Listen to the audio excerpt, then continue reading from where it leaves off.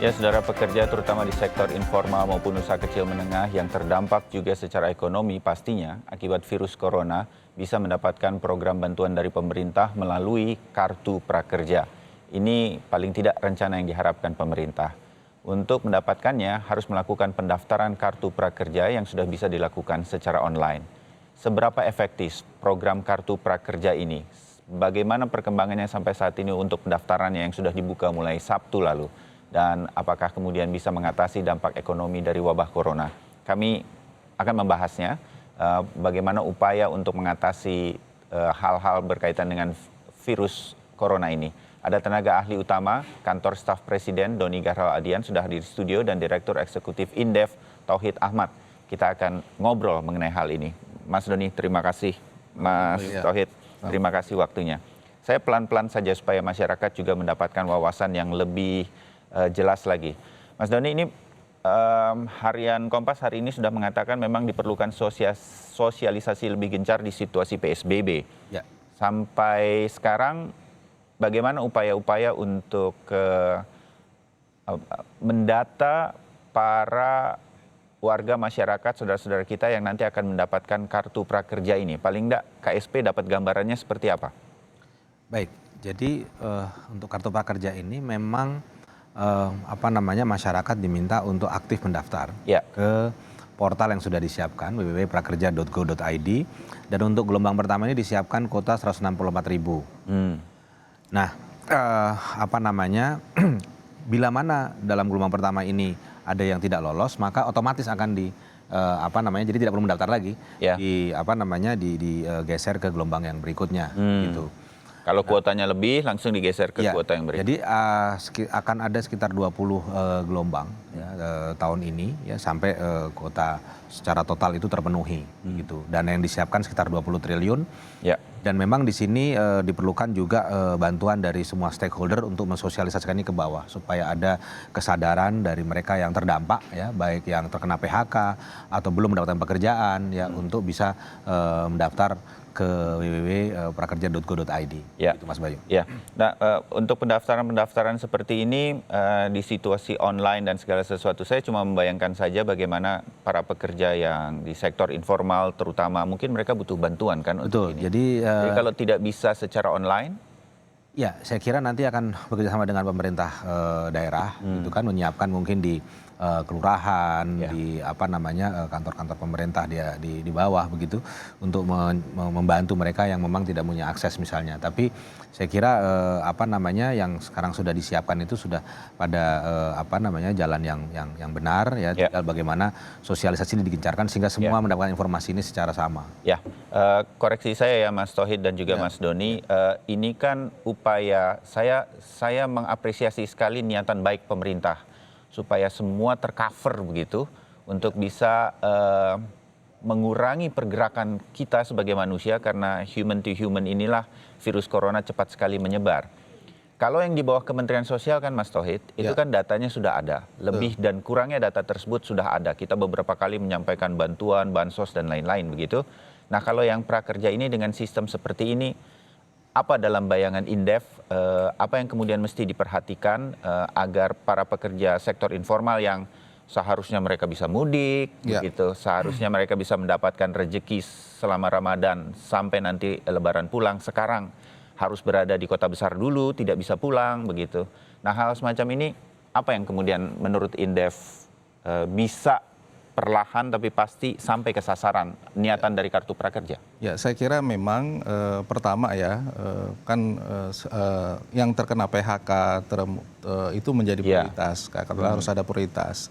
Dan tentu saja mereka harus memiliki melapor kepada perusahaannya yang lama, dan perusahaan lama itu harus juga mengajukan usulan, mengajukan usulan ke ke kementerian terkait maupun pemerintah daerah maupun tentu saja asosiasi swasta. Jadi mereka akan mendapatkan prioritas karena mereka yang terkena dampak langsung dari. Jadi kalau mengharapkan mereka secara pribadi, saudara-saudara kita yang terkena PHK kan agak sulit nih. Agak mereka. susah karena kan konfirmasi bahwa dia terverifikasi sebagai PHK kan dari perusahaan. Akan kembali ke perusahaannya. Nah, itu yang menurut saya penting. Misalnya begini. dalam situasi sekarang ojol tidak bisa mendapatkan pekerjaan yang apa namanya yang maksimal lah ya. Mereka misalnya berhak mendapatkan kartu ini begitu. Tentu saja kan verifikasi oleh perusahaan providernya. Dengan begitu tentu saja akan dipermudah aksesnya begitu. Ya. Nah, hal-hal ini yang secara berjenjang mudah-mudahan bisa diteruskan laporannya sehingga data akan cukup akurat. Ya, betul. Ya, menurut saya sisi itu betul. Tapi memang yang agak susah adalah pada UMKM. Nah, UMKM ini kan jumlahnya besar. Kalau data dari BPS itu hampir 26 juta. Nah, UMKM yang terkena dampak saya kira hampir seluruhnya begitu ya. Jadi situasi 4 bulan ini kan juga dampak. Nah, yang susah adalah bagaimana memilih di antara mereka yang terkena dampak dan tentu saja bagaimana memverifikasi ini di lapangan. Ya. Karena basis data mereka agak sedikit berbeda dengan data yang ada di Kementerian Sosial untuk skema bantuan sosial. Begitu. Dalam bayangan Indef atau Mas Tauhid secara pribadi, bagaimana kemudian ini diselesaikan? Kalau buruh yang di PHK segala macam, tolonglah kita menghimbau juga perusahaan-perusahaan apa segala macam untuk keep the data untuk kemudian dilaporkan begitu ke asosiasi masing-masing. Kalau UMKM ini bagaimana supaya cukup akurat? Ya, menurut saya ya UMKM ini kan ada yang terdaftar ya. Umumnya ada yang terdaftar, ada yang formal, terdaftar dan tidak terdaftar. Menurut saya tentu pada level lokal yang bisa memverifikasi. Katakanlah pada RT, RW maupun kelurahan, itu menurut saya itu yang paling mungkin dilakukan. Dan tentu saja nanti ada verifikasi dari data dari BPS 26 juta by name address itu sudah ada. Jadi tinggal diverifikasi. Nah, itu yang menurut saya harus kerja cepat sehingga ada baseline informasi yang lebih jelas. Kalaupun tidak ada, memang harus ada kelonggaran dari sisi katakanlah plafon yang disediakan untuk mereka yang selama ini memang belum terdata, karena memang pendataan ini tidak mudah. Terakhir adalah tahun 2016. Tentu saja yang 2017, 18, 19 ini yang kemungkinan loss dari data. Nah, ini yang menurut saya ada verifikasi di lapangan, surat pernyataan dari RT RW bahwa mereka adalah pekerja UMKM di sekitar lingkungan mereka, maka menurut saya itu cara paling tepat. Ya, oke. Nah, soal pendataan seperti ini, Mas Doni, apakah kemudian pemerintah sudah mengantisipasi begitu? Hal-hal macam usulan-usulan dari Mas Tauhid, Indef, dan teman-teman yang lain juga pasti sudah didengarkan begitu. Jadi kalau pendataan ini terus dilangsungkan dengan lebih dan kurangnya, tapi kan waktu juga harus bergerak karena harus cepat nih. PSBB-nya sendiri sudah diberlakukan sejak hari Jumat paling tidak untuk Jakarta. Apa kemudian antisipasinya? Berapa lama kemudian kartu prakerja ini datanya dianggap cukup sahih untuk kemudian dibagikan, Mas Don? Boleh dapat gambarannya? Jadi ada 5 sektor ya yang terdampak. Transportasi, konstruksi, pariwisata, tenaga kerja, dan UMKM tadi dikatakan Pak Tauhid. Jadi betul memang cukup besar jumlahnya. Dan ini sekarang sedang didata dengan melibatkan semua kementerian yang terkait. Misalnya Kemenbrin, Kemenaker, Kemendak, PUPR. Jadi sekarang ini sedang bekerja semua nih dan swasta juga akan diminta untuk mendata, dan kemudian nanti akan dilakukan kurasi data.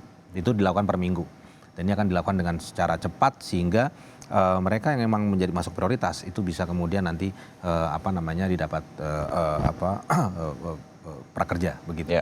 Jadi memang akan ada prioritizing gitu ya, ada skala prioritas gitu. Sehingga tadi saya katakan semua yang mendaftar itu juga tidak otomatis akan lolos gitu. Yang prioritas yang lolos ya sisanya nanti akan dimasukkan ke gelombang berikutnya. Prioritas itu apa misalnya? Ya, artinya emang dia karena sudah dilakukan pemutusan hubungan kerja, kemudian dia nanti banyak indikator-indikator yang akan dipakai ya. Jadi saya kira itu yang paling urgent sekarang adalah menentukan siapa yang paling berhak mendapatkan kartu prakerja ini begitu. Nah, memang akan sangat ketat ini, tapi yang penting adalah data akan terus diupdate dan dikurasi secara seksama dengan sistematis begitu. Ya, dari skema seperti ini, Mas Tauhid, ada yang Anda lihat bagaimana kemudian saya bertanya seperti ini tuh sebetulnya nggak ada yang bisa sempurna dalam situasi seperti ini, tapi efektivitasnya itu seperti apa dan berapa cepat kemudian masyarakat bisa menerima, itu yang mudah-mudahan kita bisa dapat sih. Ya, kalau kartu prakerja normalnya kan adalah sebuah pendekatan bagaimana meningkatkan kapasitas SDM ketika permintaan pasar tinggi tapi kualitas SDM kita masih kurang. Di banyak negara itu maka dalam rinciannya itu ada pelatihan dan sebagainya. Saya kira itu. Nah, memang soal efektivitasnya ini saya juga sendiri masih ragu. Pertama adalah permintaan pasar sekarang lagi turun. Jadi situasi tidak ada banyak buka perusahaan dan sebagainya, ekonomi lagi turun. Jadi khawatir bahwa memang mereka akan bisa langsung bekerja atau menciptakan peluang pasar agak susah. Yang kedua adalah kalau saya lihat bahwa umumnya jenis pelatihan yang diberikan bersifat mandiri. Itu tidak cukup dengan pelatihan. Mereka butuh pendampingan, butuh modal, dan sebagainya. Nah ini yang menurut saya penting. Yang ketiga adalah bagaimana merubah karakter daripada orang yang sudah PHK dengan pekerjaan lama misalnya untuk merubah sesuatu yang baru. Misalnya begini, sebagian besar tadi sektor transportasi, ojol misalnya ya, mereka harus mengikuti pelatihan misalnya jadi YouTuber, barista kopi, warung kopi, kemudian pelatihan dai muda dan sebagainya yang menurut saya itu tidak pada tempatnya, itu langsung bisa diaplikasi. Memang sangat mudah dan sebagainya. Itu sangat penting. Yang terakhir ini adalah yang perlu saya tekankan, ini kan melalui online ya. Melalui online tentu saja ini tingkat penerimaannya jauh lebih rendah ketika memang offline dia ini. Nah menurut saya ini yang menurut saya harus dipecahkan, karena kalau misalnya offline seperti anak saya misalnya, ya memang dia butuh waktu lama ketimbang memang dia offline. Nah ini yang harus dipertimbangkan begitu. Ya, untuk mendapatkan semua manfaat tersebut. Mas Doni nanti akan coba menjawabnya, paling tidak kita ingin dengar antisipasinya usai jeda ya Mas Doni. Dan Mas Tauhid kita tetap bersama untuk mencoba efektivitas kartu prakerja ini ketika nanti sudah mulai diberikan dan dalam tahap pembagiannya nanti. Kami segera kembali.